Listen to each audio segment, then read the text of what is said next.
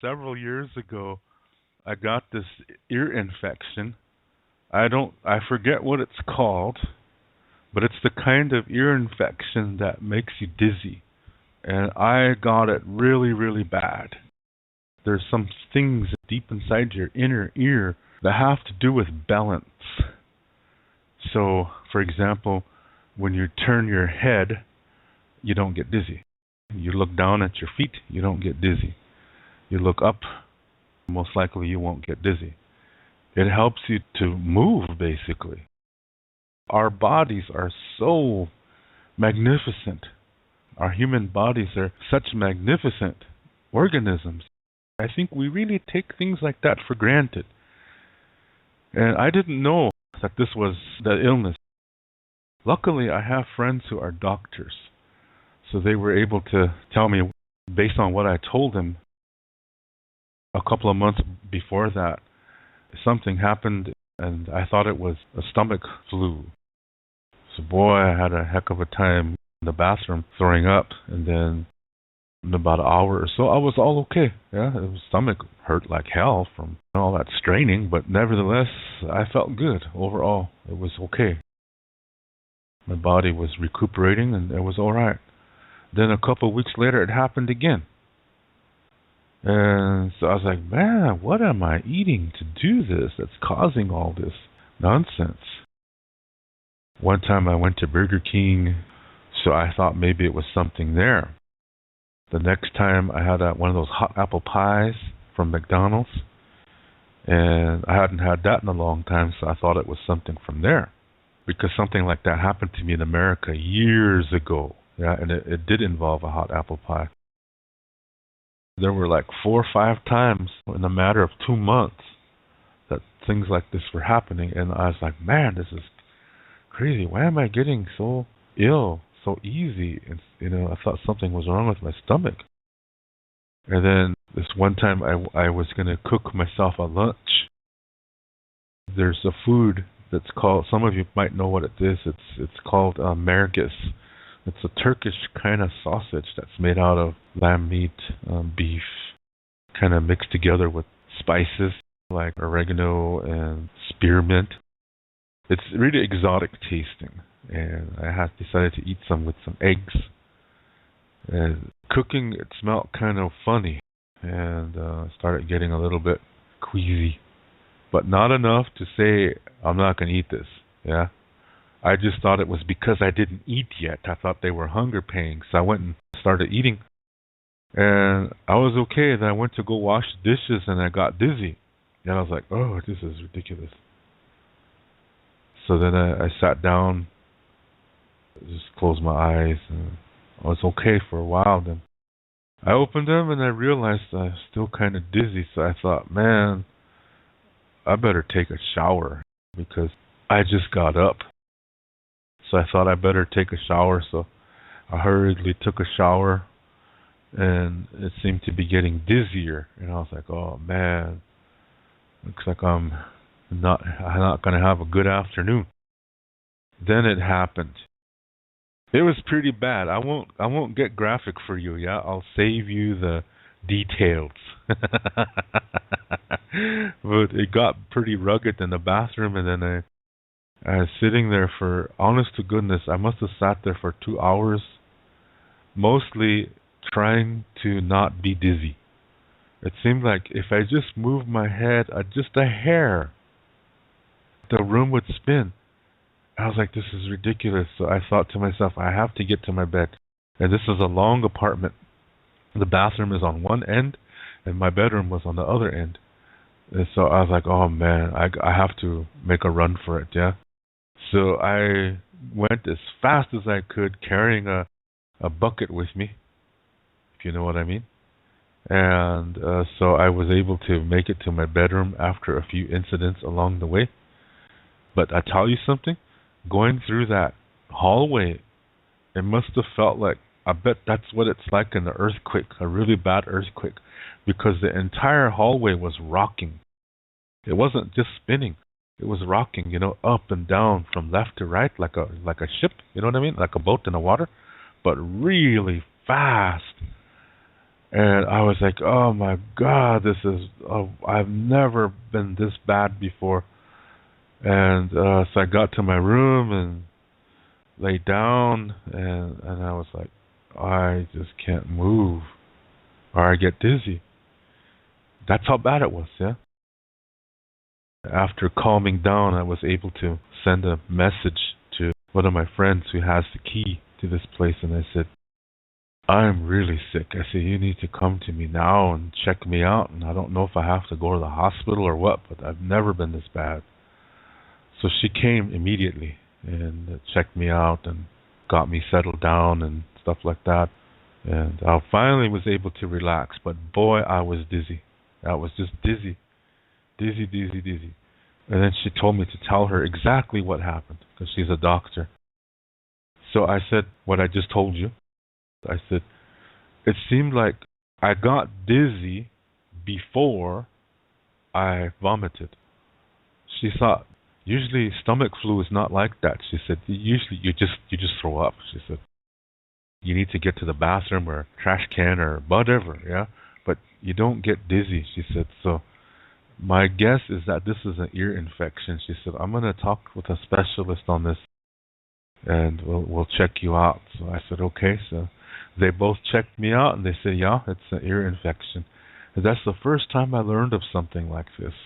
Yeah, and I never knew something in the ears could make you dizzy.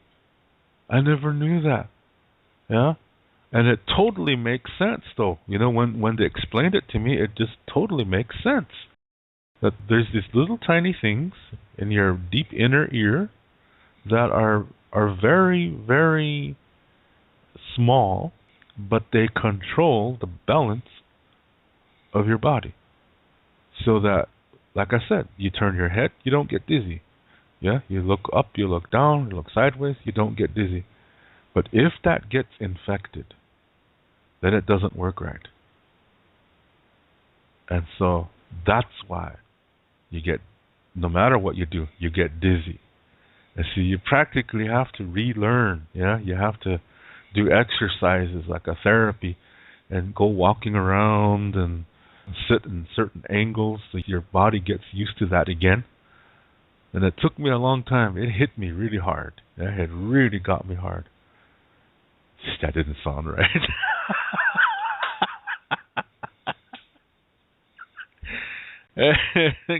Well, look at where his mind is wandering to. Let me restate that. It really knocked me down. Yeah, this little tiny thing, this little illness, it just really beat the crap out of me, literally. And and I had to relearn. You know, I had to walk around, and it got me so bad. It takes several months, sometimes even up to a year. But that's just the way it is. You'll get better. You will get better. And so it took me longer than it takes most people. But I still have a little bit of problem in the nighttime when there's not too many lights out. It's like going through a cave. Maybe that's just age, yeah. So when it's dark time, I look for streets that have flat sidewalks, because see, I live in this part of Berlin. There's a lot of sidewalks and streets that are cobblestone. It's nice. It's really pretty, yeah. But during the nighttime, it's a little bit difficult for me to walk on because I'm constantly moving, and so it's a little bit too much input, so to speak. So that's why I look for streets that have modern sidewalks that are flat and are well lit.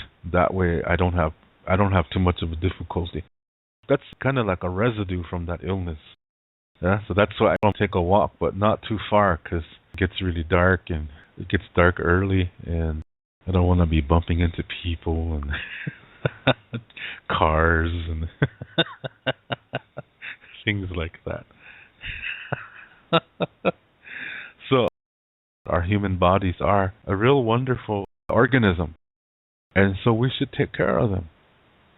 They do so many things for us. They allow us to experience wonderful things in this life. So we should take care of it. We really, really take things for granted. You don't realize it until you get sick, yeah, or until, like for example, you break a bone or something like that. You don't realize that until something goes wrong. Then you're more careful. You're more respectful. You shouldn't wait till it gets to that point. Yeah, you should not wait until it gets to that point. You should just start now so you avoid it later. Because if you wait, that later might come at a time in your life when you can't heal so fast. I think it's worth it to make that investment to take care of your body. Now, you don't have to be a vegan and bodybuilder. That's all extreme, and that's not what it's about. It's just about being mindful to your body, just to go out there and take some walks and enjoy outside, let your body breathe, you know what I mean? It doesn't even have to be that long. It's just get out and do something. Because our bodies were designed to move. They were not designed to sit in front of a computer for 8 hours straight or in front of a TV, with resting the remote on your stomach along with a few bags of chips and peanuts and a couple candy bars. Speaking from experience. I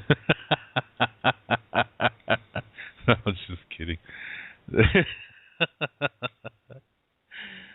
Not that many things. Oh man. But just be mindful of what you put in your body, is what I'm saying. And if there's things that you like, that's okay. Just don't overdo it. Yeah, just don't overdo it, because our bodies can handle a lot of things. But if we overload it every day with a lot of things, eventually our body's going to not be able to handle it anymore. So I seriously challenge you people who smoke cigarettes to really think about what you're doing to your body. I know a lot of you think that, it's government propaganda. You don't get cancer from smoking. That's just government propaganda. That is just like a drug addict telling you he can stop at any time. Because the fact is, it's going to fuck up your lungs. That is a fact. I don't care how cool you think you look or how socially acceptable. Socially acceptable does not mean healthy body. Yeah?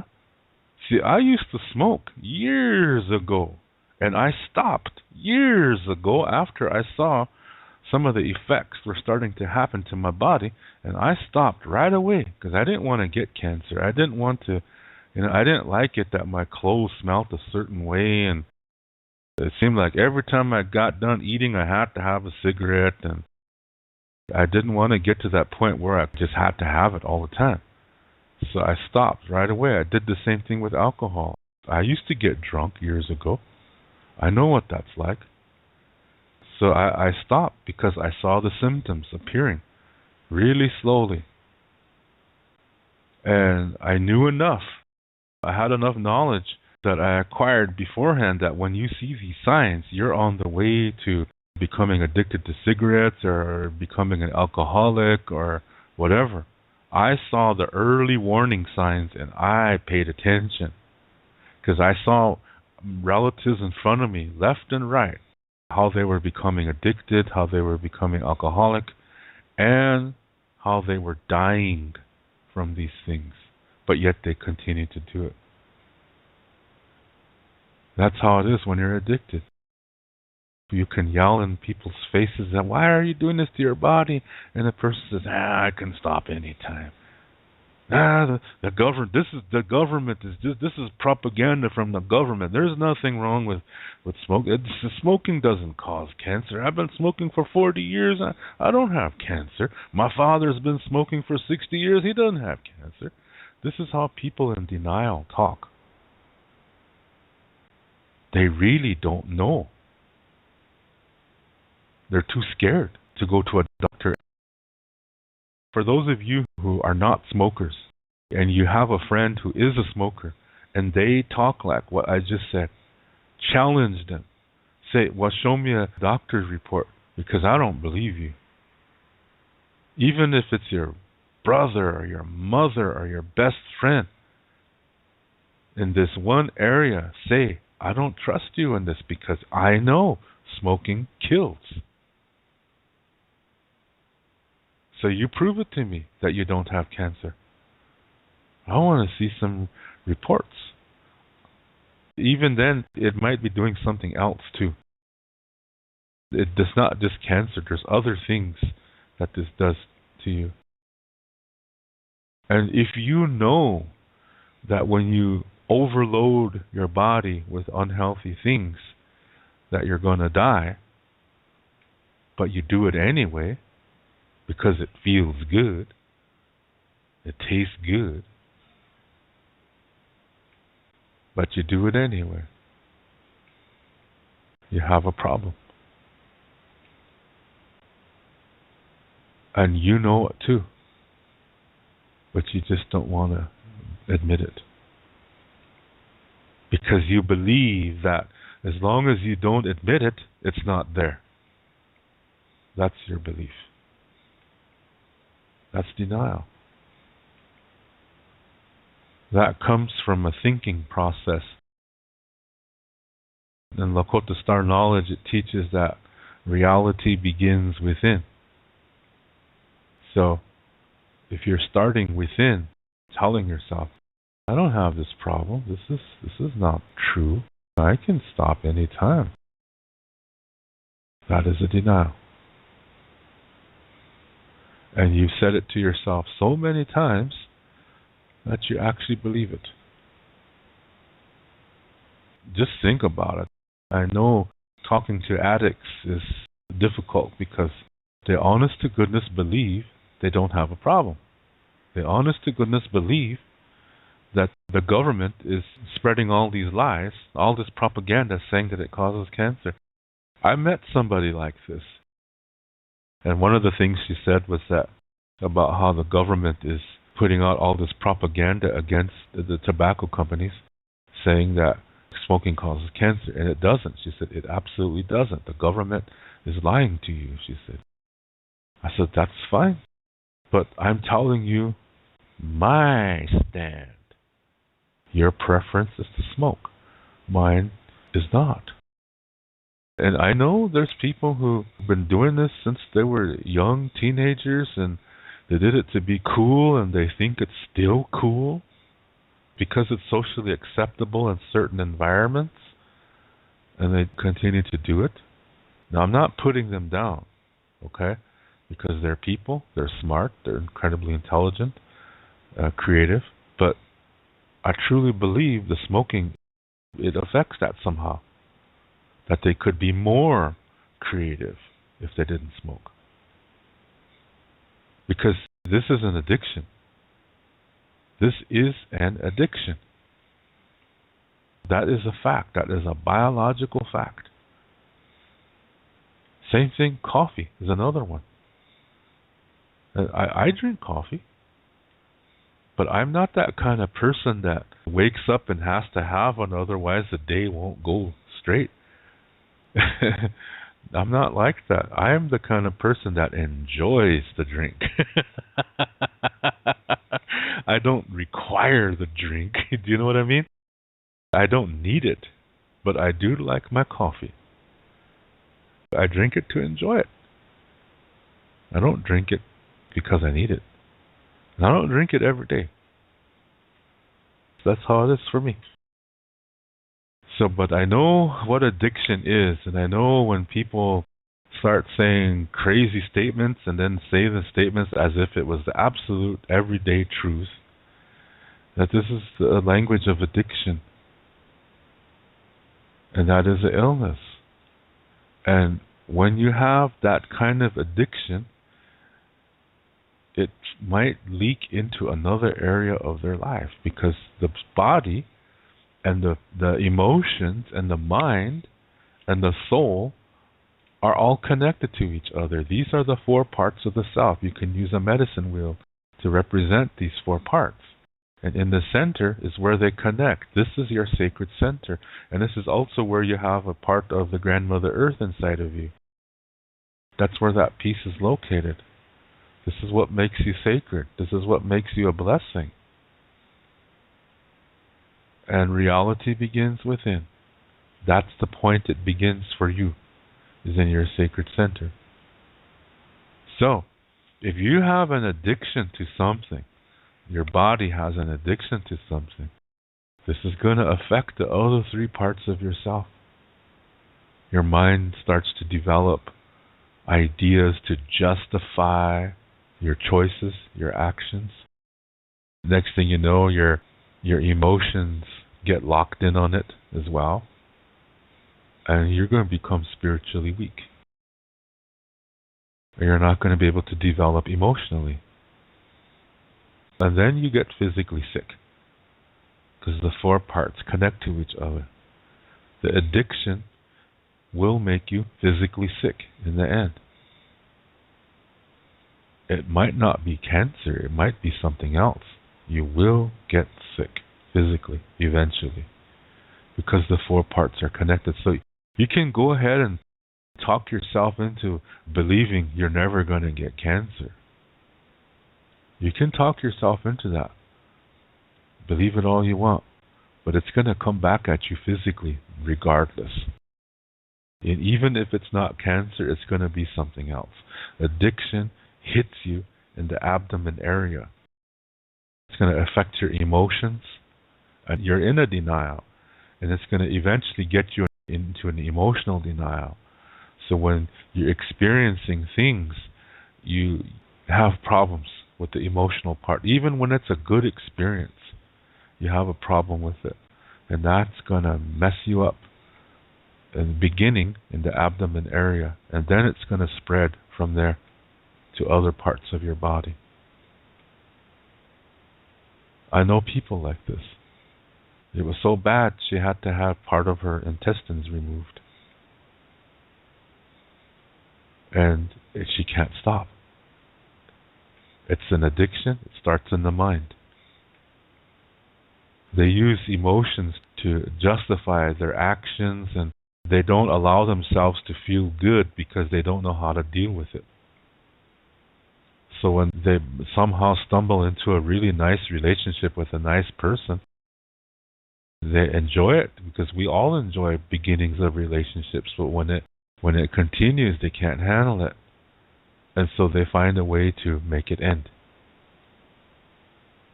Well, that's related to other things too. But underneath all of this is an addictive way of thinking.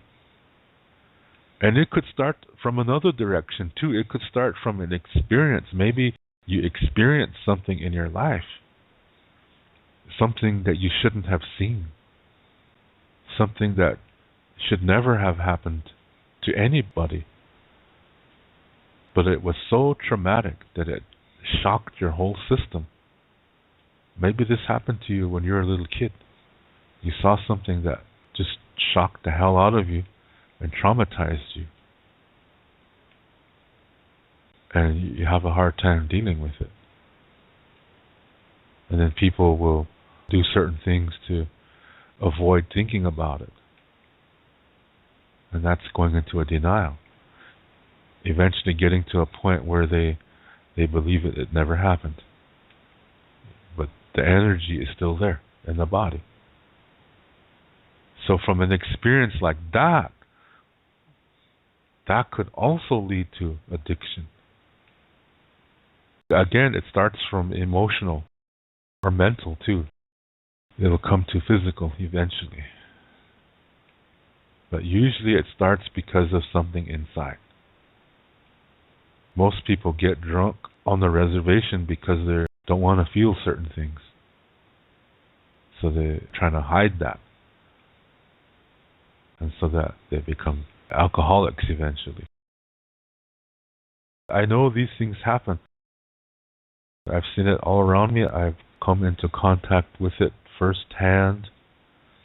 So knowing enough of this information plus paying attention to when they were talking about it at school, I recognized in my own life when I was getting drunk and smoking cigarettes. In my young years, I recognized the early warning signs of becoming an addict, and I stopped immediately while I could. I outlived a lot of my cousins. This shouldn't be. We are not old people. This shouldn't be the way it is. They died, 40 years old. Before I came to Germany, I saw one of my cousins at the laundromat. I was shocked. I thought I was looking at a grandpa. We are the same age. We were 40 years old. We are the same age. We were in the same grade in high school. And this man looked like he was in his 70s. I mean, really old. His hair was all white. He was bony. I didn't recognize him. He came up and he said, "Hey, Dave, how are you doing?" I said, "Hey, Lou, is that you?" I said, "Hey, yeah, it's me." "Hey, Dave, I was wondering if you could loan me 25 cents. I was like, "Oh, Lou's gone." I was shocked because he looked 35 years older than he should have looked. But at the same time, I was happy to see him. I hadn't seen him in over 20 years. So I was really happy to see him. And instead of him saying, "Hey, Dave, it's good to see you again," instead of that, he didn't even mention that we didn't see each other again. The first thing he went for is, "Can you loan me 25 cents? This is the language of the winos on the reservation. They ask everybody for change and go to save up for a cheap bottle of wine. And I was like, man, that is really sad. And a little while later, he died. Cirrhosis. So I know firsthand, this is what it leads to. For all you teetotalers and people who you think you're really cool, you're on a road. You can emotional denial yourself all you want. That's your choice to do so. But you don't have to believe me. If you really want to get out, have somebody help you to get out. Because I know when you're really addicted to something, you can't do it alone. And we weren't designed that way. Now, there are some things that we can do alone, but sometimes when the situation is so severe, we can't do it alone. And that's okay. We can have somebody guide us. That's no problem. There's no law that says that you can't do that. We can. Yes, we can. Yeah, so again, your body is a wonderful organism. There's so many things that it does. It's just amazing how things work together so that you can do simple things like stand up and sit down without getting dizzy. That you can walk, for those of you that can walk, you can take a walk without getting dizzy. That you can run. That you can talk. That you can look at something and see the beauty of it. That some of these things, these plants, are making air so that we can breathe. It's wonderful. Why would you fuck it up with cigarettes? But that's your choice. But like I said, I've been there, so I know what it's like. I have been there. Thank goodness I stopped when I could. But I know some people, it's difficult. But I tell you, one of the most stupid things I ever heard in my life, it was a lady, and she seemed to be nice, and she was telling me that she just got out of an abusive relationship. She was talking about how mean he was, and that he would give her just a little bit of money and expect her to buy a whole bunch of things with it. And how he never let her out of the house whenever she didn't come home in what he thought would be the appropriate amount of time. And then she was saying that, yeah, now I'm free. She said, I have my own place. Never going to get married again. Finally, she said, I can smoke cigarettes. And I really had a hard time not laughing because I was like, what kind of thing is that to say? I mean, you're talking about escaping the abusive husband so that she could poison her body and die from cancer.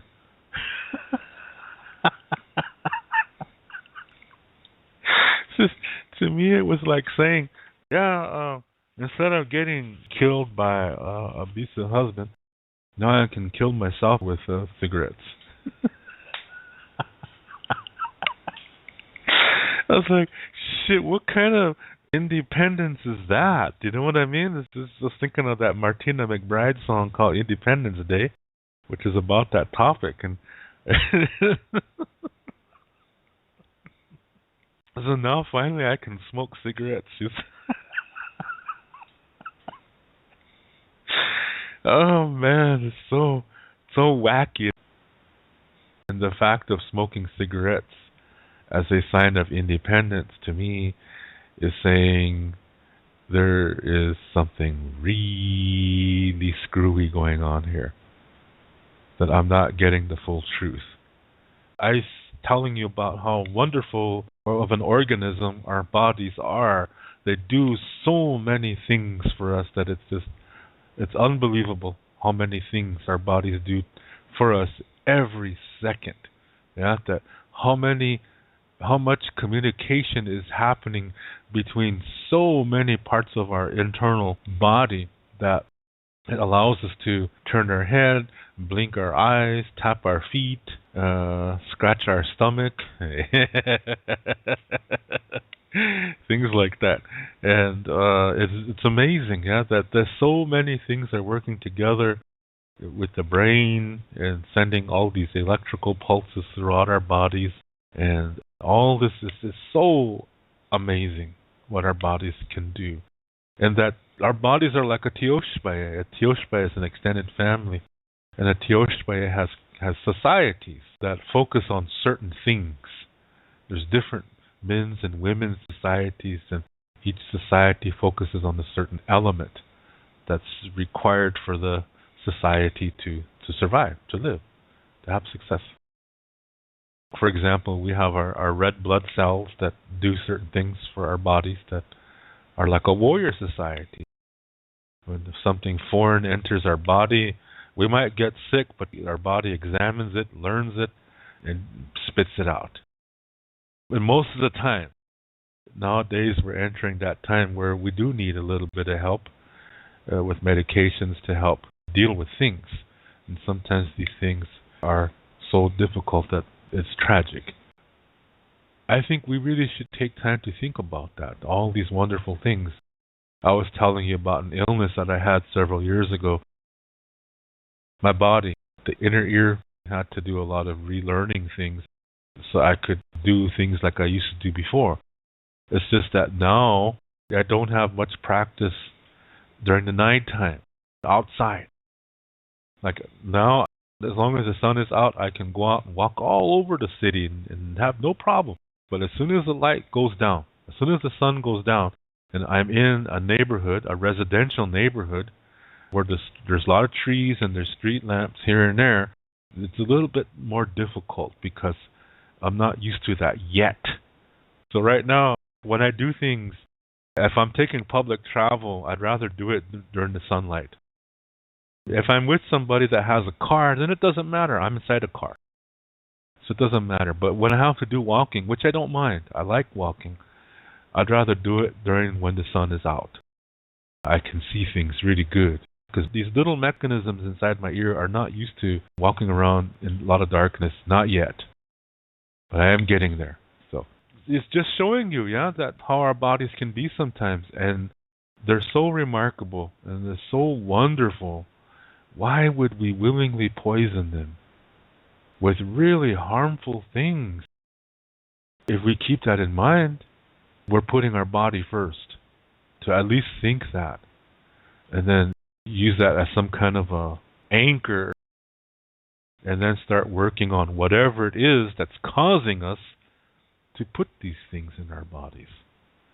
Facing ourselves, facing our difficulties. We might be using certain thinking patterns to keep us away from facing a certain issue or difficulty. To anchor yourself, to just use the thought that you know your body is wonderful, regardless of what kind of physical shape you're in. Don't be concerned about that at this point, okay? Because there's nothing you can do right now to make instant change, but you can start. That's the good thing, yeah? So don't worry about what kind of physical condition you're in right now. Don't worry about that, okay? Just let that go. And don't feel down about it. Just let the thought go.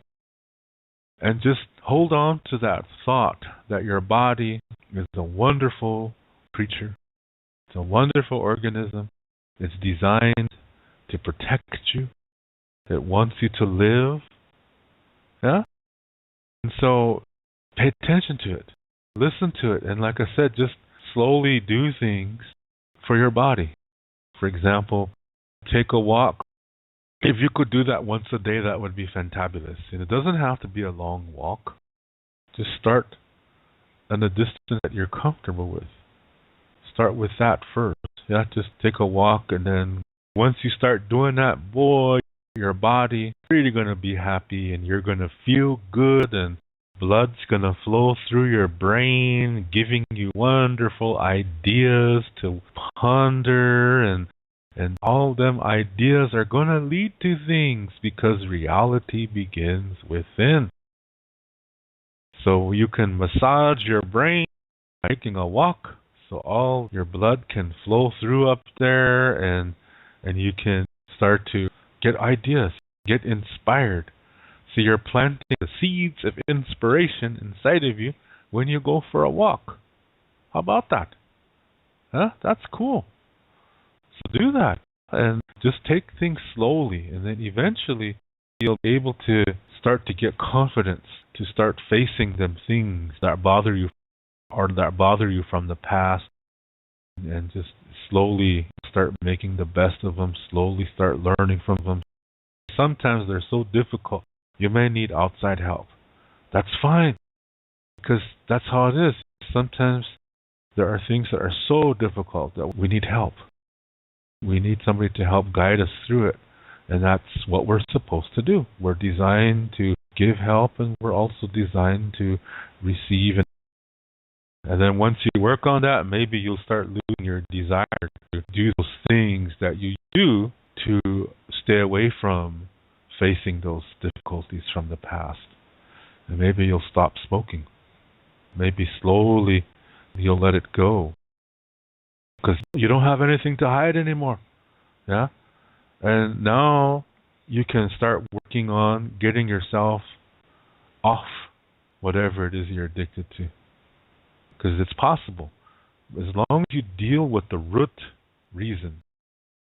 And when you come to peace with that, now you can start dealing with your addictions. You can start finding ideas. And again, you may need help, and that's fine. So you can slowly come off of that. Again, your body's going to thank you for that. You're going to really be happy, and you'll make it. Yeah, you will make it. So there's hope. There is hope. Have it. Believe in it. Because that's a part of the reality beginning within.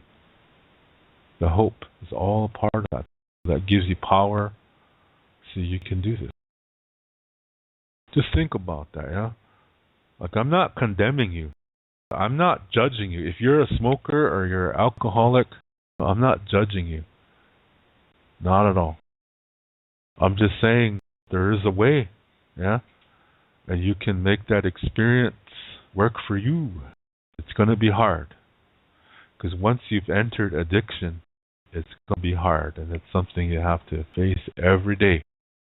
But if you want to live healthy, you can do it. I know people who have made it who have transformed the experience into an everyday thing that they are able to face the world, deal with the world in a healthy way, to live in a healthy way. It's possible. I know that for many, many people, getting drunk and smoking cigarettes, it's a tool to help them forget. It's a tool to help them to hide and deny something. And it keeps them in there. And then their body becomes addicted to it. That's why I said, first of all, deal with the root. Face it. The root is the thing you're denying. And start looking for that. Start facing those things from the past that you need to come to peace with. And once you get that accomplished, and you will, pardon me for yawning, I haven't eaten yet, so I'm getting weak now. Starting to see things here. What's more important is to come out of the denial. Do what you can step by step, and then the physical addiction will be, the pull will be a little bit less. But that little bit less is very significant. It's incredibly significant to help you come off of that next. Because it doesn't have a leg to stand on. You've already dealt with the root. Yeah? The reason why you did it in the first place is that you're at peace with that now. So the addiction is on its own now, and it doesn't have a foundation. You see what I mean? So that makes it easier to deal with. And you can. And you can whip it. You can make it work for you. Yeah? And then you're on a healthy road again. See? Nothing is impossible. Yeah? So just do the best that you can. And believe me, as you do this, see, you have to want this. And these thoughts are going to help you. To want this is going to help you. See, remember, the 4 parts of yourself are connected. Your physical body, your mind, your emotions, and your soul. So when you want this, it's going to affect the other 3 too. They're going to help that. They're all going to nurture each other. And that's going to help you kick the addiction too. Because your body is so wonderful. It'll even help you in that. Yeah? Take the chance. Yeah? Take the chance. Believe me, it's worth it. To read more about Lakota Star Knowledge Spirituality, you can read my book called Wichocha Otechike. You can see the book cover on the right side of this screen. This book contains the information to what I talk about on my Lakota Spirituality videos. To purchase this book, please click below where it says Show More. Clicking on that link will open up the description below. And there you will see a link called To Purchase My Books. As you will see, it's an eBay link. Click on that eBay link and there you will see the information to get this book. Lila Pila Mayelo. Thank you very much.